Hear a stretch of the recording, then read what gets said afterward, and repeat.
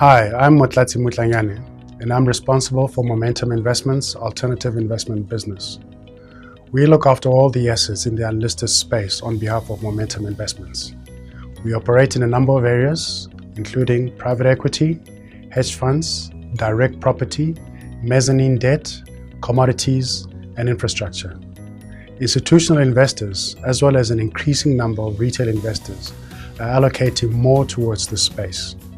In North America, for instance, institutional investors have on average allocated some 30% of their portfolios to alternatives.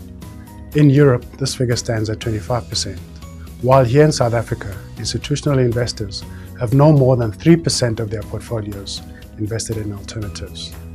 So we are massively underweight alternatives, and there's some reasons for this.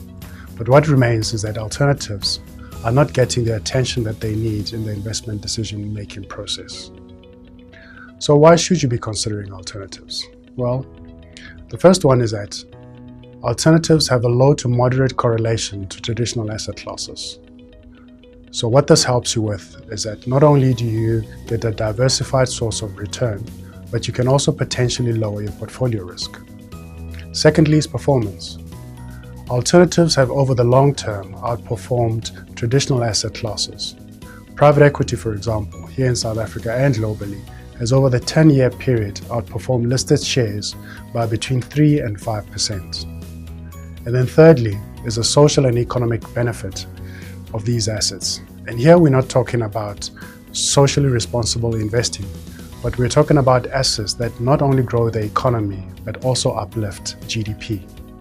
Infrastructure assets such as renewable energy and toll roads assets, which are assets which Momentum Investments has invested heavily in, are examples of such assets. We have a team of 9 professionals with extensive experience in alternatives and an array of products in this space, which we can use to help you meet your investment outcome.